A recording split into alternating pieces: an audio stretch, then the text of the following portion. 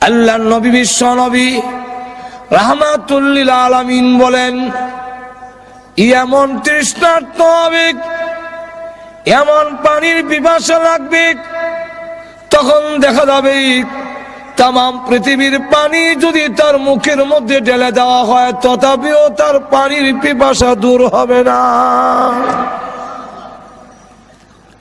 এমন যন্ত্রণা সব বুক করতে হবে।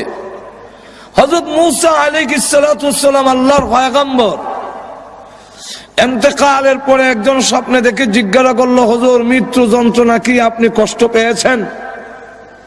উনি বলেন, কতগুলো বিষাক্ত কাঁটা আমার পেটের ভিতরে ঢুকাইয়া সমস্ত রোগের মধ্যে পেঁচাইয়া কয়েক হাজার লোকে এক জুড়ে একবারে টান মারলে যদ্দূর কষ্ট হবে এর চাইতে বেশি কষ্ট আমার হয়েছে। জালালউদ্দিন সৈয়দী রাহমাতুল্লাহ আলাইহি ওনার কিতাবের মধ্যে লেখেন, ঈসা আলাইহিস সালাতু ওয়াস সালাম এক কবরে গিয়া বললেন, কুম বিইজনিল্লাহ, আল্লাহর হুকুমে উঠো। এমনি কবর থেকে একজন উঠছে, জিজ্ঞাসা করলো, মান আনতা ওয়া মা ইসমুকা, তুমি কে, তোমার নাম কি? উনি বলেন, আমার নাম সাম, আমি নূহ আলাইহিস সালামের ছেলে। হযরত ঈসা আলাইহিস সালাতু ওয়াস সালাম কয়েকটা প্রশ্ন করেছিলেন। আমি যেই পয়েন্টটা আপনাদেরকে বুঝাইতে চাই, ওনাকে ঈসা আলাইহিস সালাম জিজ্ঞাসা করলেন, আপনি কি আবারও কবরে যেতে চান না দুনিয়াতে থাকতে চান? যদি থাকতে চান আমি আল্লাহর কাছে বলবো, ফরিয়াদ করব, আল্লাহ আপনাকে কয়েকদিন পৃথিবীতে থাকার সুযোগ যেন দেয়। হযরত সাম আলাইহিস সালাম বলেন, ও ভাই ঈসা, এখন যদি আমি আবার দুনিয়াতে থাকতে চাই আর আমার ভিতরে যে রূহ আসছে, আমি যে জিন্দা হইছি, এই রূহকে নেওয়ার জন্য আবারও আজরাইল আসবে?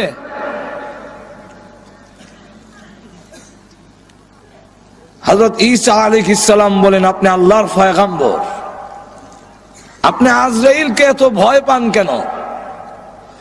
হযরত সাম আলাইহিস সালাম বলেন, আপনার সাথে তো এখনো আজরাইলের দেখা হইছে না, আপনি কি বুঝবেন?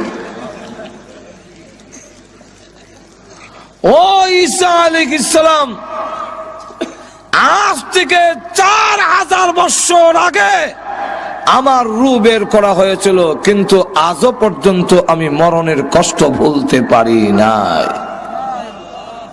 আর আজ থেকে সুবহানাল্লাহ, চাপ দিয়া যখন ধরবে, মৃত্যু যন্ত্রণার থেকে কারো রেহাই নাই। আল্লাহর নবী বিশ্বনবী রাহমাতুল লিল আলামিন যেদিন পৃথিবী থেকে বিদায় হয়ে যাবেন, আম্মা জান আয়েশা বলেন, আমার ধারণাটা পাল্টে গেল। বিশ্বনবীকে চাদর দিয়ে আবৃত করে রেখে দেওয়া হয়েছে। আল্লাহর নবী যেমন এসেছিলেন রবিউল আউয়ালে, আবার বিদায়ও হয়েছেন রবিউল আউয়াল মাসে। জোরে কোন ঠিক কিনা? আরো জোরে কোন। আশার আনন্দ, বিদায় হওয়ার ব্যথা, দুইটা যখন একত্রিত হয় তখন বিদায় হওয়ার ব্যথাটাই মনে বেশি থাকার কথা। জোরে কোন ঠিক কিনা? কিন্তু আমাদের সমাজ হইল শুধু আসার আনন্দ, যাওয়ার কোনো ব্যথা অন্তরে নাই। যাওয়ার ব্যথা, আমরা অবস্থা দেখা এক কবি এক কবিতা বানাইছে, বলবো আরো জোরে কম। এক কবি কবিতা বানাইছে, রবিউল আউয়াল আসলে নবী আপনার গুণগান গায়, রবিউল আউয়াল মাস গেলে পরে নবী গো আপনাকে আমরা ভুলে যাই। আমরা অবস্থা তখন এরকম, দরুদ পড়ি, মিলাদ পড়ি, কিয়াম করি, বড় বড় সেমিনার করি, জশ্নে জুলুসের মিছিল করি, আরো কত মিষ্টি খাই, মিছিলকারীদের চেহারার দিকে চাইলে পড়ে দাড়ির বংশ নাই।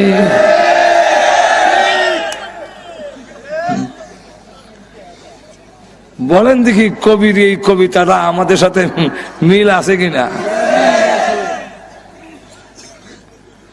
আল্লাহর নবী সালামিক রাহমাতুল লিল আলামিন পৃথিবী থেকে যেদিন বিদায় হয়ে যাবে, আম্মা জান আয়েশা বলেন, চাদর দিয়ে নবীজিকে আবৃত করে ডেকে রেখেছি। হঠাৎ করে আমি তাকায় দেখি আল্লাহর নবী চাদরের ভিতরে একটা হাত একবার গোটায়, হাতটা আবার লম্বা করেন, পা এভাবে গোটায় আবার পা লম্বা করেন। যে আমরা খিঁচুনি যে শুরু হয়, সাকরাত আরম্ভ হবার সময় দেখবেন এমন কিছু টানা আসা শুরু হয়। আমরা ঘুমো ধরে লিখে না গেছে। আম্মা জান আয়েশা বলেন, আমি আপনি বিশ্ব নবীর শরীর মুবারক থেকে চাদরটা একটু উঠালাম, কেন এমন শুরু করে দিয়েছেন? নিষ্পাপ নবী, আল্লাহর নবী মাসুম, আল্লাহর নবী বিশ্ব নবী যিনি, উনি হলেন আল্লাহর পরে ওনার সম্মান তামাম পৃথিবীর ঊর্ধ্বে কারোর সাথে তুলনা হয় না, এটার মধ্যে কোনো সন্দেহ নাই। কিন্তু লক্ষ্য করে দেখুন, আম্মা জান আয়েশা সিদ্দিকা রাদিয়াল্লাহু আনহা বলেন, পৃথিবীর মানুষেরা রে, আমার ধারণা পাল্টে গেল। আমি যেই মাত্র আল্লাহর নবীর শরীর মুবারক থেকে চাদর সরালাম, এমনি তাকায়া দেখি নবীজির মাথা মুবারক থেকে নিয়ে পা মুবারক পর্যন্ত এমন কোন পশম মুবারক নাই যেখান থেকে আল্লাহর নবীর ঘাম বের হয় নাই। আমার ধারণা পাল্টে গেল।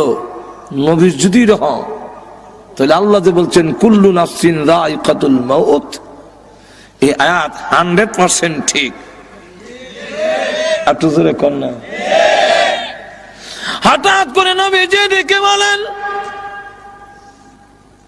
হে ফাতেমা, দরজার দিকে তাকে দেখো গো মা, কে যেন সালাম দেয়, বারবার পারমিশন চায়।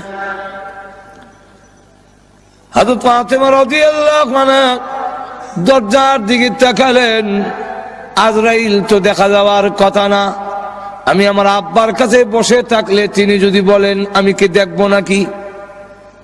আজরাইল দেখা যায় না, কিন্তু আল্লাহ রাব্বুল আলামিন বলে দিলেন, হ্যাঁ আজরাইল প্রকাশিত হয়ে যাও আমার ফাতেমার সামনে, আর না হয় আমার নবীর কথাটা মিথ্যা হয়ে যাবে। হযরত ফাতেমা রাদিয়াল্লাহু আনহা দরজার দিকে তাকায়া বলেন, আব্বা, এমন একজন মানুষ দরজার সামনে দাঁড়ায় আছে, আব্বা গো, যার বডি, যার সুরত মক্কা মদিনার কারোর সঙ্গে কোনো মিল নাই, দুনিয়ার কারোর সঙ্গে মিল হবে না, এমন বড় আকৃতি, পা মাথা অনেক বড়, আর সমস্ত শরীর কাপড় দিয়া ঢাকা, দুইটা চোখ বড় বড় অগ্নিলোকার মতো। আল্লাহর নবীকে বলেন, ওগো আব্বা জান, এমন আকারের মানুষ আমার জিন্দেগিতে কোনোদিন দেখিনি।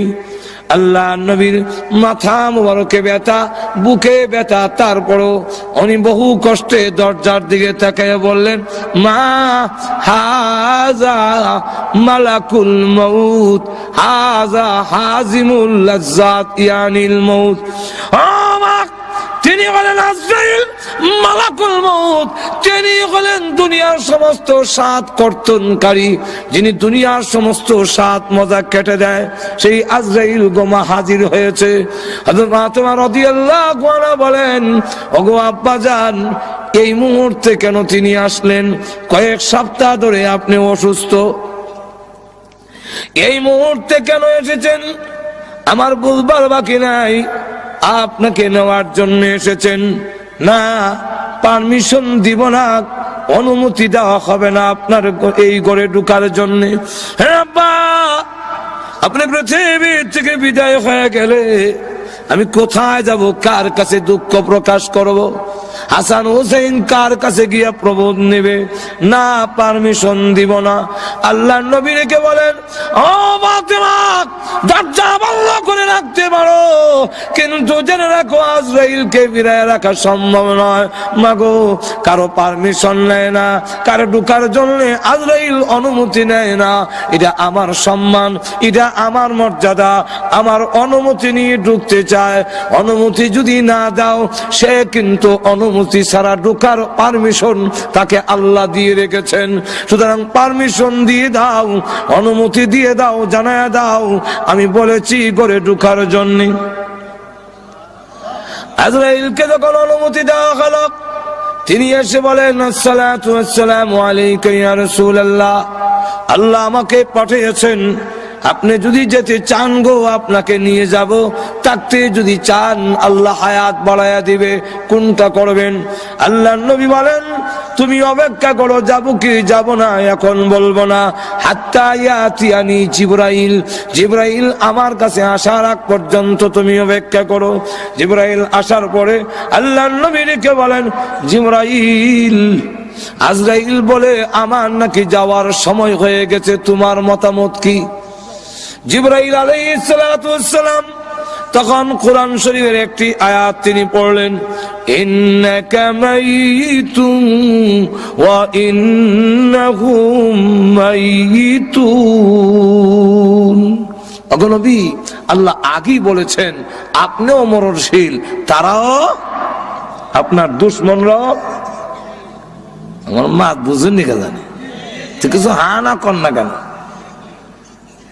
রাসূলকে বলতেছেন ইন্নাকা মাইতুন ওয়া ইন্নাহুম মাইতুন, আপনিও মরণশীল, আপনার দুশমনরাও মরণশীল।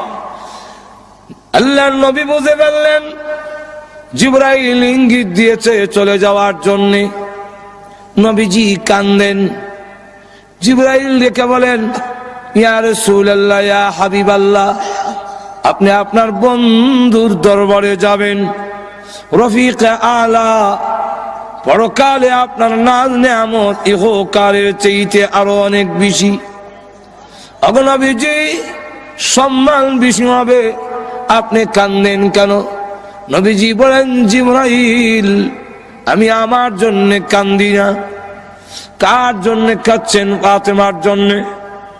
ফাতেমাকে আল্লাহ আগেই তো আপনার মাধ্যমে সুসংবাদ দিয়েছেন, জান্নাতের সর্দারনি হবে। নবীজি বলেন, না, আমি ফাতেমার জন্য কান্দি না, হাসান হুসেনের জন্য কান্দেন। হাসান হুসেনকে সুসংবাদ দেওয়া হয়েছে, তারা জান্নাতের যুবকদের লিডার হবে। নবীজি বলেন, না, হাসান হুসেনের জন্য কান্দি না, কান্দি আমার গুনাহগার উম্মতের জন্য। জিবরাইল বলেন, হুজুর, উম্মতের জন্য কান্দার দরকার নাই। ওগো নবীজি, আপনি কেন কান্দেন? আপনার উম্মতের নাম ঠিকানা সহ সবগুলো আপনার রওজাতে পৌঁছাইয়া দেওয়া হবে। নবী যাওয়ার দরকার হয় না, বিশ্ব নবী কোথাও যাওয়ার প্রয়োজন নাই, দুরূদ আর সালাম আনার জন্য নবী যাওয়ার দরকার নাই। কারণ নবী কেন নিবেন? নবী কেন আসবেন? আমার ডাকে নবী আসবেন। যদি আমি দামি হই, তাহলে আমার ডাকে আরেকজন আসবে। ঠিক কিনা? হুজুর যদি ডাক দেখে এদিকে আইব, এখন কি আপনারা কইবেন মিলে হুজুর এদিকে?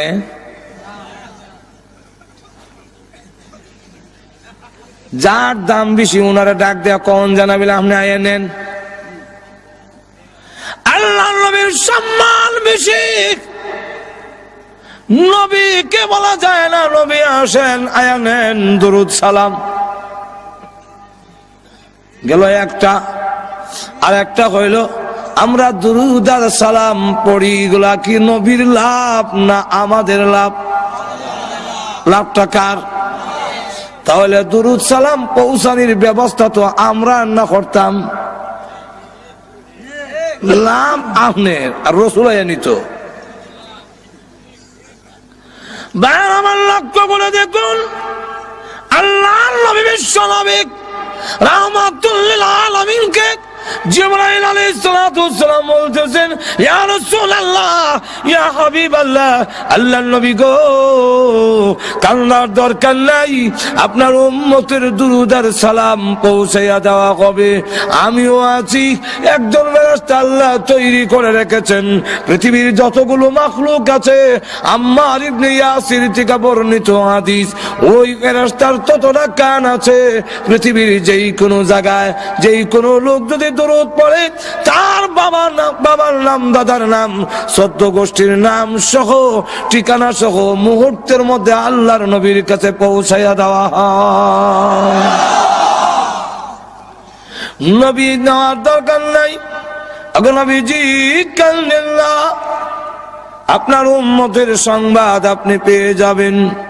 এটাও তো আল্লাহ আগে আপনাকে জানাইয়ে দিয়েছেন।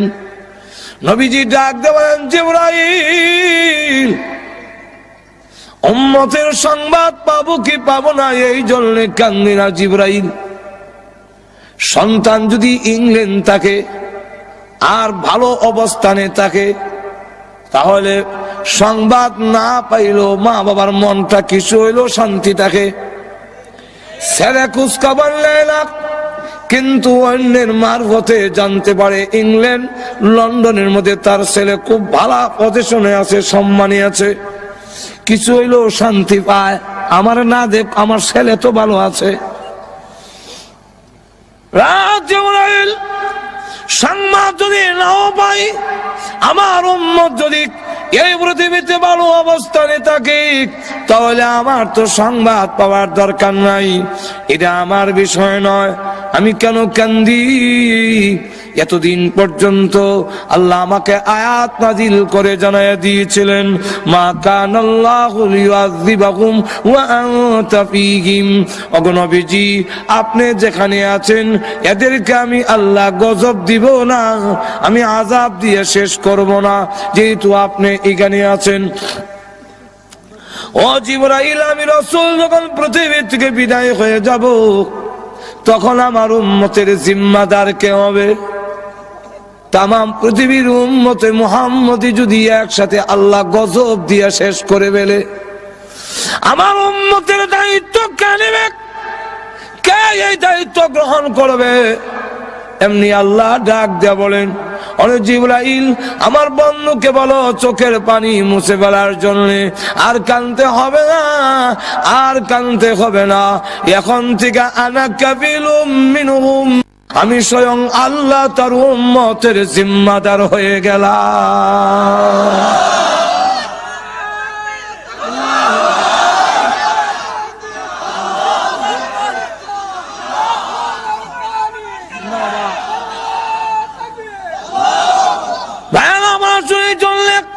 আল্লাহ নবী বিশ্ব নবী রাহমাতুল লিল আলামিন তখন ডাক দিয়া বলেন, ওরে আজরাইল, এবার আমার রূহ তুমি বের করো।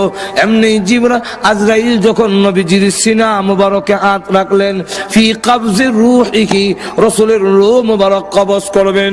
আল্লাহ নবী জিজ্ঞাসা করেন, আজরাইল, তুমি আমার বুকে হাত রেখেছো, মনে হয় যেন উহুদ পাহাড়টা আমার বুকে রেখে দিয়েছো। আজরাইল বলে, আল্লাহর নবী, এত সহজে কারো রূহ বের করি নাই, কোনদিন করব না। এরপর এরকম আল্লাহর নবী বিশ্ব নবী রাহমাতুল লিল আলামিন একটি পাত্রের মধ্যে হাত ভিজায় মুখের মধ্যে মালিশ করে আর বলে, আল্লাহুম্মা বির রাফিকিল আলা, আল্লাহুম্মা ইন্নী আউযু বিকা মিন সাকরাতিল মাউত ওয়া গামারাতিল মাউত। মরণ বুঝি এত কষ্ট বুঝি মরণ। আমার সাকরাতের যন্ত্রণা থেকে, মৃত্যু যন্ত্রণা থেকে কেউ রেহাই পাবে না। সকলেই মৃত্যু যন্ত্রণা বুক করতে হবে, জানবীর করতে এত কষ্ট হবে। আরে আল্লাহ রাব্বুল আলামিন কোরআনে উল্লেখ করে দিয়েছেন, ওয়ান্নাজিআতি গারকা والنازعات غرقا والناشطات نشطا والنازعات غرقا والناشطات نشطا। এটা দুই দলের কথা, দুই রকম আল্লাহ বলে দিয়েছেন যে কাফিরদের রূহ আল্লাহর নাফরমানদের রূহ যখন বের করবে, কিভাবে বের করবে এটার একটা এক্সাম্পল দিলে আপনাদের বুঝতে সুবিধা হবে। এক্সাম্পলটা হলো, জীবনে কেউ আলোক তুলছেন কিনা, আলোক তুলছেন কিনা জানি না, কিন্তু আমি তো জীবনে আলোকও তুলছি। আলোক চিনেন না আপনারা? চিনেন শাপলা? শালুক যে মাটির তলে থাকে, পানির তলে, আর হাতা থাকে একটু জোরে কোনো হাতা, আর আলোকটা নিচে বলতে মাটির নিচে, পানির নিচে না, খালি পানি না মাটির নিচে এর ভিতরে। তো এইভাবে টার্গেট ঠিক করতাম, হাতার ধরে আলোকটা কই আছে, এরপরে ডুব দিয়া গিয়া গুতা দিয়ে আঙ্গুল দিয়া আলোক বাইর করিয়া হাতা উতা সিরিয়া বেগত হইতাম, আবার আরেকটা তুলতাম। আল্লাহ বলেন ওয়ান্নাজিআতি গারকা। নাজিআত শব্দের অর্থ হলো সজোরে টাননেওয়ালা ফেরেশতাগণ, আর গারকা গারকুন শব্দের অর্থ হলো ডুব দেওয়া।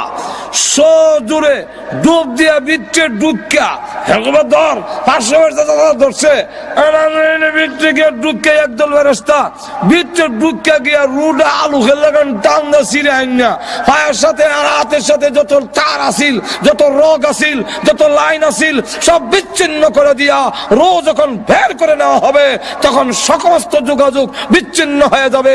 হাত আর নড়বে না, পা আর নড়বে না, জবান আর নড়বে না, চোখ আর হাতি মারবে না।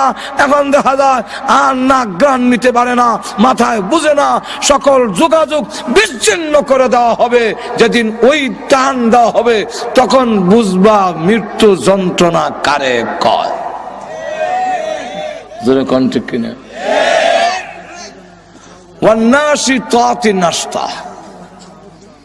ওয়ান্নাশিতাতি নাশতা এর অর্থ হইল মৃদু ভাবে, হালকা ভাবে গিরো কুলনেওয়ালা ফেরেশতাগণ।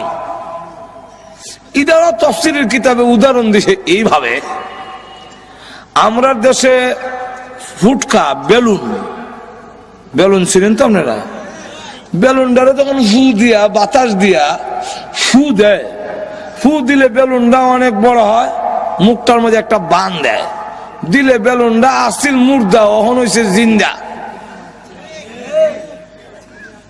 এখন দেখবেন বেলুন উপরে উঠে পিছনে নামে, এমনি যায় এমনি যায়। ঠিক কিনা? এটার ভিতরে রু হয়েছে। ঠিক তেমনি হবে বেলুনের মতো মার দেহের মধ্যে আমার একটা বডি আছিল, এটার মধ্যে আল্লাহ এটার মধ্যে হু দিছে, হু দিছে মানে বেলুনের মতো। আর এখানে একটা বান দিছে, এখানটা যেমন রুটা বাড়িয়ে না যায় না কুলা পর্যন্ত, এটা হাজাইতো না, এখানে হয়েছে। এখন আমিও দেখা যায় লড়ি আর কন্যা আমারও নড়াচড়া। এখন ওই বেলুনের বান্ডা কুল্লা দেওয়ার সময় কিছু হইলো জাতা দেওয়ান লাগবো বান্ডা কুলতে গেলে, কারণ এটা ছিল ভিতরে আমার হইছে। বুঝাইতাম পারছি কেন? আল্লাহ বান্ডা কি কুলতে গেলে কিছু কষ্ট দেওয়ান লাগতো না? ফুটকাটারে কিছু জাতা দেওয়ান লাগবো, বাতাস কিছু কমাইতো, কমাইয়া জায়গাটারে ঠিক কিনে কিছু জাতা দেওয়ান লাগে, কিছু জাতা দেওয়ান লাগে, দিয়া জায়গাটা খালি করার লাগে, অস করতো গিরোটা বিচ্ছা মরিছে। এই বিরোটা খুললা দিলে দেখবেন ফুট করে বাতাসটা গেছে কি, আর বেলুনটা আবার মুর্দ হয়ে ভরে রয়েছে। ঠিক না? ঠিক না? ঠিক তেমনি ভাবে ইমানদার আল্লাহওয়ালা তারা আল্লাহর রসুল বলেন মরণ কষ্ট হবে, কিন্তু কষ্টটা কষ্ট থাকবে না, আনন্দে পরিবর্তন হয়ে যাবে। কইতাম নি উদাহরণ দিয়া? আর তো কন্যা আনন্দে আবার হয় কেমনে? ইটা বুঝাইতে গিয়া এক আল্লাহওয়ালা, উনার নাম হাকিম আখতার সাহেব দামাত বারকাতুহুম, উনি উনার কিতাবের মধ্যে এই জিনিসটা বুঝাইতে গিয়া একটা ঘটনা আনছেন।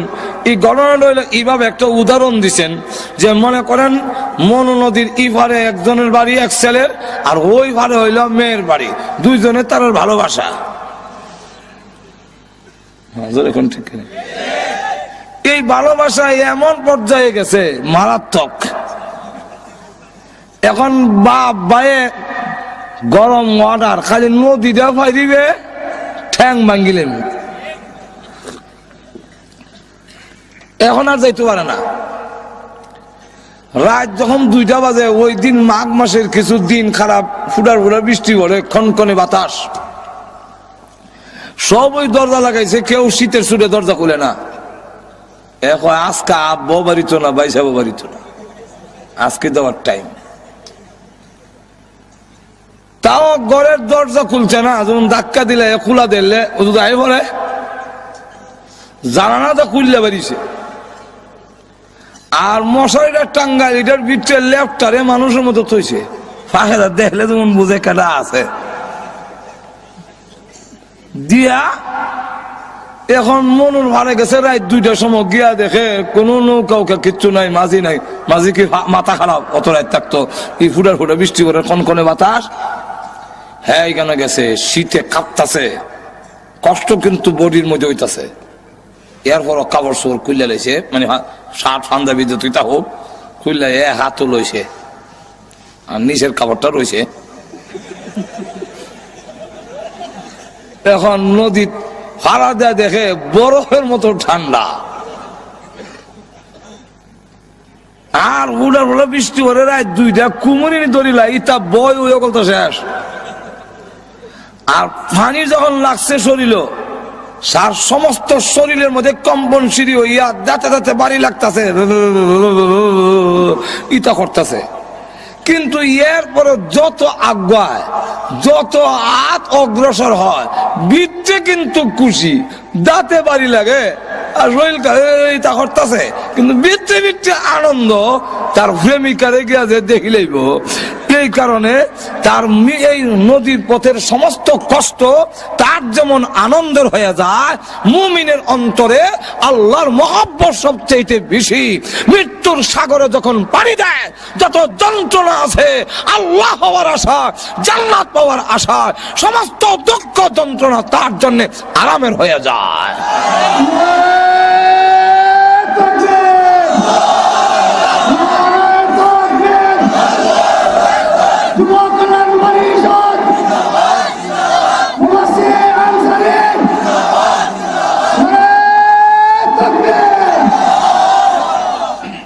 এরপরে এখন দেন কেন হইব, 2টা উদাহরণ আরো দিব।